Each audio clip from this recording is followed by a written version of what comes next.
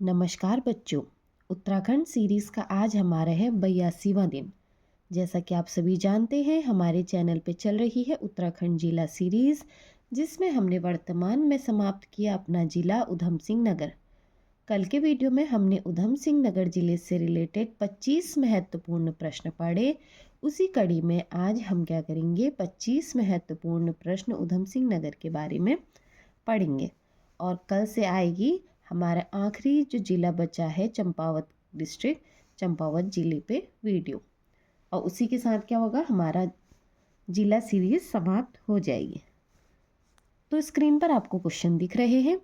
हमेशा की तरह प्रयास ये कीजिएगा कि मुझसे पहले आप उन प्रश्नों का उत्तर दें, या आप कितने प्रश्नों का उत्तर जानते हैं। अपना स्कोर एक बार क्या करेंगे, अपनी कॉपी में नोट डाउन करेंगे। आपकी परफॉर्मेंस का ग्राफ कैसे बढ़ रहा है वो आपको खुद देखना है।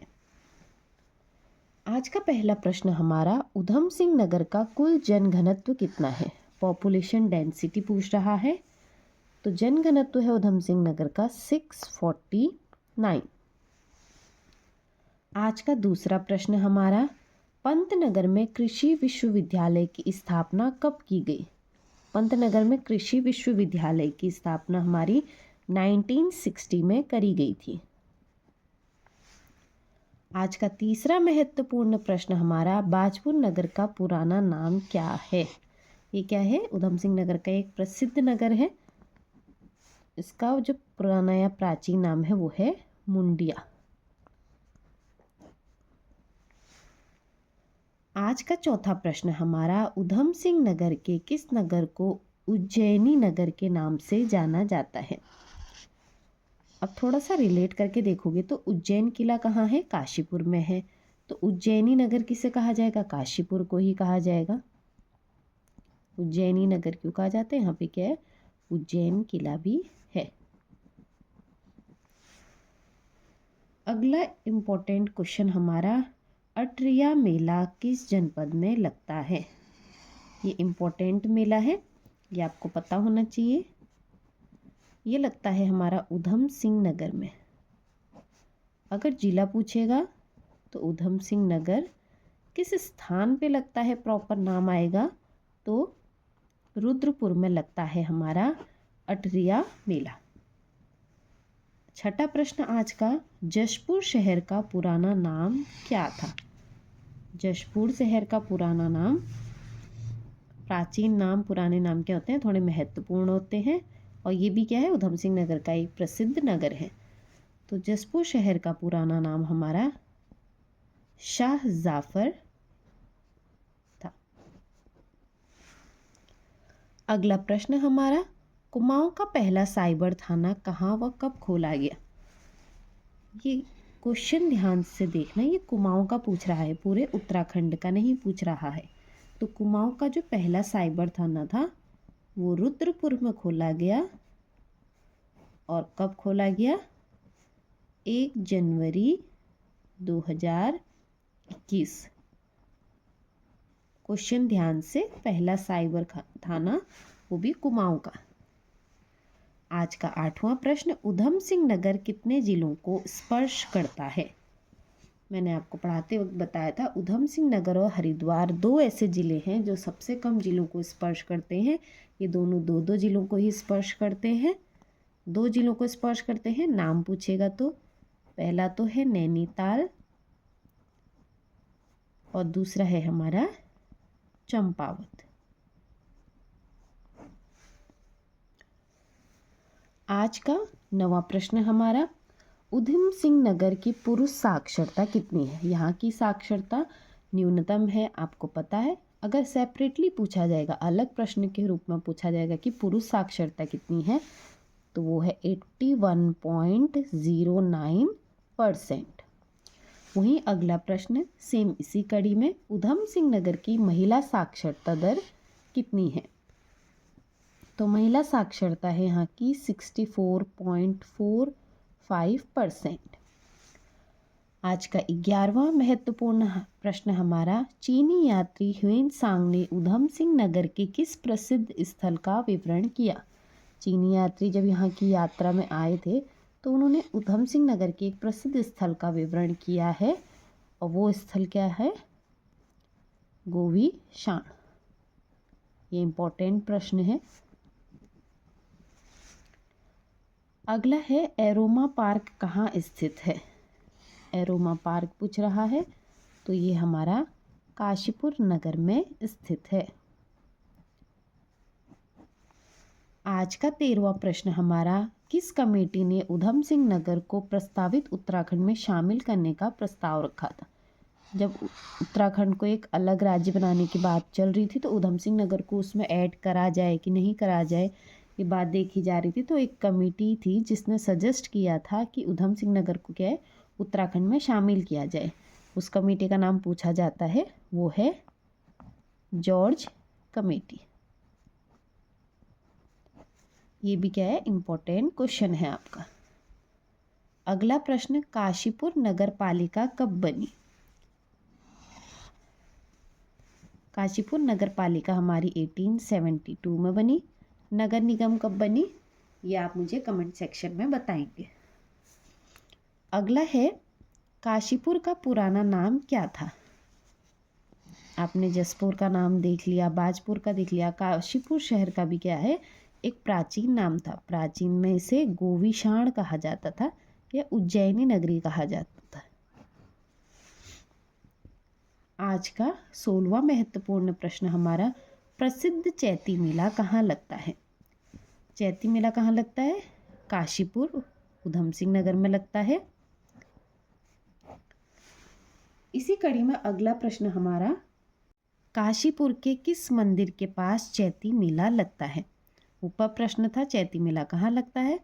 अगला अगर उसने पूछ लिया कि मेले तो सबने पढ़े होंगे, घुमा के थोड़ा प्रश्न बन गया कि काशीपुर के किस मंदिर के पास चैती मेला लगता है या किस प्रसिद्ध मंदिर के पास चैती मेला लगता है, तो वो लगता है काशीपुर स्थित बाला सुंदरी देवी मंदिर के पास लगता है चैती मेला।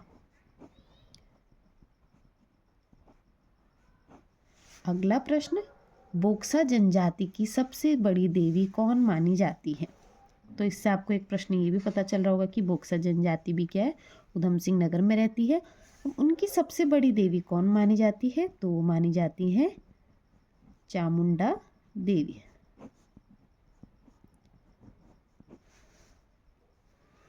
अगला प्रश्न हमारा, औषधीय एवं सुगंधित पौध संस्थान कहाँ स्थित है? तो औषधि एवं सुगंधित पौध संस्थान हमारा पंतनगर में स्थित है। अगला प्रश्न, उत्तराखंड का कौन सा जिला सर्वाधिक तराई क्षेत्र में आता है?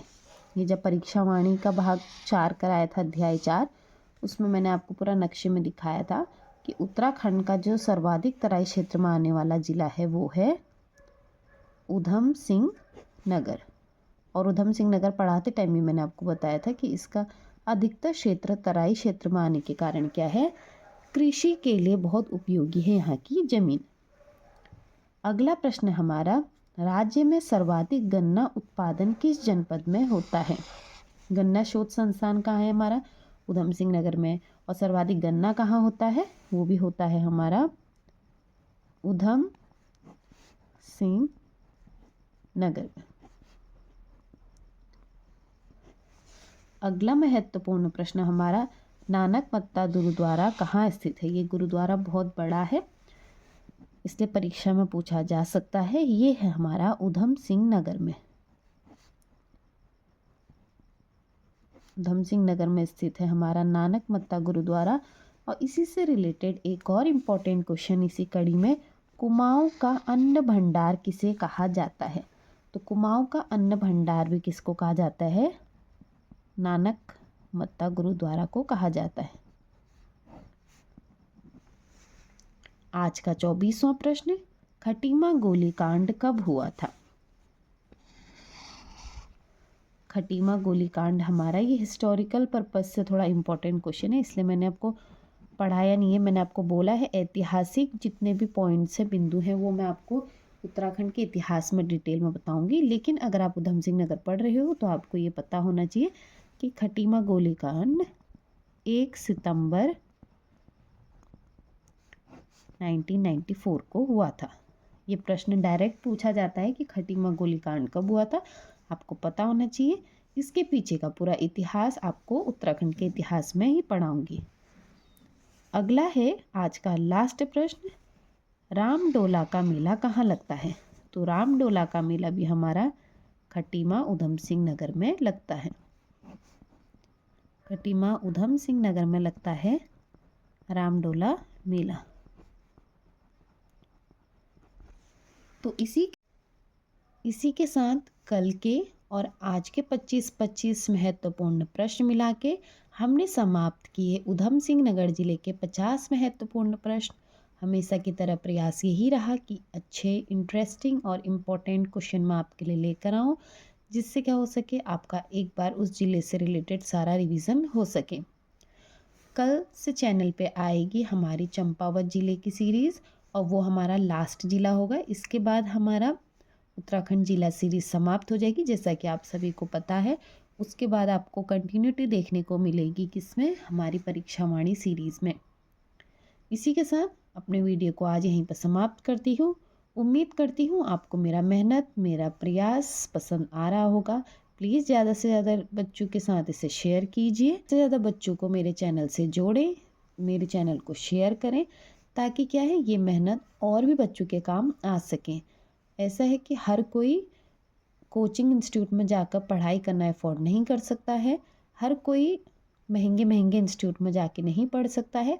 लेकिन हाँ, सोशल मीडिया एक ऐसा ज़रिया है जहाँ से क्या है, आप अच्छे रास्ते में भी जा सकते हो, आप बुरे रास्ते में भी जा सकते हो। आपको अच्छी चीज़ें भी मिल सकती हैं, बुरी चीज़ें भी मिल सकती हैं। तो मेरा प्रयास कि मैं कुछ अच्छी चीज़ प्रेजेंट करूं जो किसी के काम आए और कोई आगे बढ़ सके। तो मेरी इस कोशिश में आप भी क्या करें, मेरा साथ दें। वीडियो को जितना हो सके ज़्यादा से ज़्यादा शेयर कीजिए, ज़्यादा से ज़्यादा प्यार दीजिए। और अंत में यही कहना चाहूँगी कि मेरे चैनल से जुड़े रहने के लिए आपका बहुत बहुत धन्यवाद। ऐसे ही जुड़े, अपना प्यार विश्वास मेरे पे बनाए रखें, ज़्यादा से ज़्यादा मेहनत कीजिए। बस इसी के साथ अपने शब्दों को विराम दूंगी। मेरे चैनल से जुड़े रहने के लिए फिर से आप सभी का पूरे दिल से बहुत बहुत धन्यवाद।